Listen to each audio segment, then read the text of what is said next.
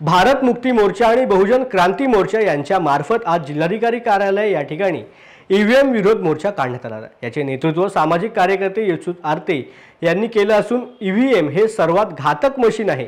गेल्या 4 लोकसभेमध्ये याचा वापर केल्याचा दुष्परिणाम दिसून येतोय। यंदा 2024 च्या निवडणुकीमध्ये ईव्हीएमचा वापर न करता बॅलेट पेपरवरती निवडणुका घ्याव्यात अशी मागणी रत्नागिरीमध्ये मोर्चाच्या माध्यमातून यशवंत आरते यांनी केलेली आहे। नमस्कार।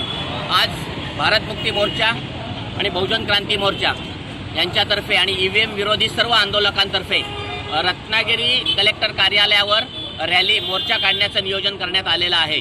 या देशामध्ये ईव्हीएम हे सगळ्यात घातक मशीन गेल्या जवळजवळ 4 लोकसभेच्या निवडणुकीमध्ये त्याचे दुष्परिणाम देशात दिसू लागलेले आहेत।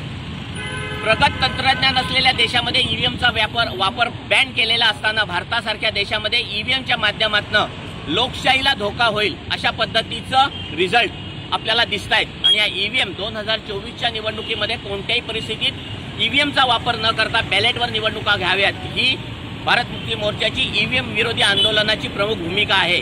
या भूमिकेला पाठिंबा देण्यासाठी गेले अनेक दिवस वेगवेगळ्या टप्प्यामध्ये जे निदर्शनं आंदोलनं केली जात होती त्यातल्या 3ऱ्या टप्प्याचं प्रमुख रॅलीचं नियोजन आज मारुती मंदिर ते रत्नागिरी जिल्हाधिकारी कार्यालयापर्यंत करण्यात आलेलं आहे। येत्या लोकसभेच्या निवडणुकीमध्ये कोणत्याही परिस्थितीत ईव्हीएमचा वापर न करता बॅलेट पेपरवरच निवडणुका घेतल्या जाव्यात या पद्धतीचा आग्रह या आंदोलनाचा आहे। आणि निश्चितपणे लोकशाही जिवंत ठेवायची असेल, संविधान जिवंत ठेवायचं असेल तर ईव्हीएमचा वापर कटाक्षाने टाळणं फार आवश्यक आहे। या सर्व आंदोलनाला रत्नागिरी जिल्ह्यातल्या तमाम नागरिकांनी ज्या पद्धतीचा सहभाग दिलेला आहे त्याबद्दल मी त्यांचे मनापासून आभार मानतो। आणि आंदोलनाची जी प्रमुख मागणी आहे येत्या लोकसभेच्या निवडणुका ह्या बॅलेट पेपरवरच झाल्या पाहिजेत। ह्या यशस्वी होण्यासाठी जे काही करावं लागेल ते आंदोलनाच्या माध्यमात केलं जाईल। धन्यवाद।